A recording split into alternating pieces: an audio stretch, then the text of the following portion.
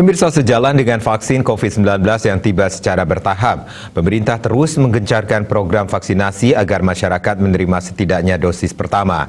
Hingga 10 Agustus, vaksinasi dosis pertama mencapai 52 juta dosis, sedangkan vaksinasi dosis kedua mencapai 25,5 juta dosis. Ada juga tenaga kesehatan yang sudah mendapatkan 112.000 dosis ketiga untuk menambah perlindungan mereka yang berisiko tinggi terpapar COVID-19.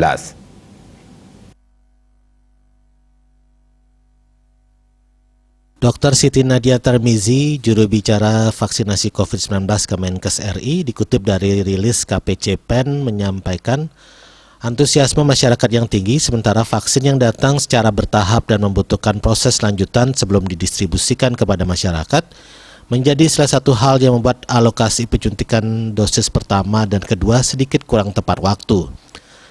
Berbagai proses perlu dilakukan sebelum vaksin dapat sampai ke masyarakat, seperti proses karantina, kontrol kualitas vaksin, hingga dikeluarkannya lot vaksin dari Badan POM untuk memastikan keamanan dan kualitas vaksin supaya tidak menjadi masalah.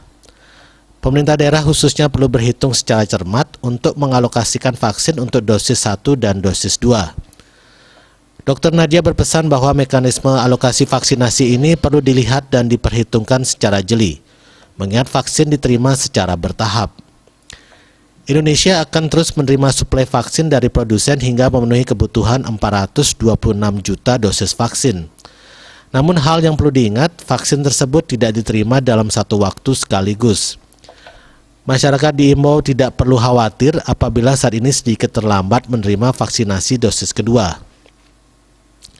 Dr. Dirga Sakti Rambe, vaksinolog, menerangkan bahwa masyarakat perlu menyadari stok vaksin COVID-19 tidak banyak dan datang secara bertahap.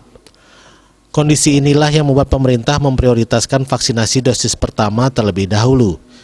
Dengan vaksinasi dosis pertama, diharapkan seseorang sudah punya antibodi walau belum optimal. Dalam sudut pandang keilmuan, Dr. Dirga mencoba memberikan pengertian bahwa apa yang dilakukan pemerintah saat ini adalah di kalangan masyarakat tercipta perlindungan di level tertentu meski belum mendapatkan vaksinasi lengkap 2 kali. Setelah itu secara bertahap sesuai dengan ketersediaan vaksin barulah dilengkapi dengan vaksin dosis kedua.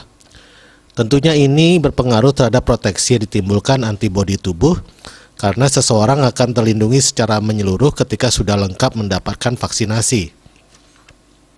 Hanya saja jarak waktu pemberian vaksin dosis kedua memang cukup lama. Prinsipnya memang interval pemberian yang terbaik adalah tepat waktu. Namun terlambat seminggu bahkan sampai 3 minggu dari jadwalnya bukanlah masalah.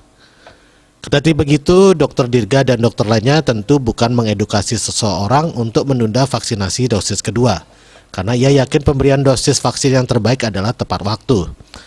Keterangannya tersebut untuk tidak menciptakan kekhawatiran berlebihan di kalangan masyarakat awam saat menerima vaksin kedua tidak tepat waktu. Apabila terlambat, masih tidak masalah.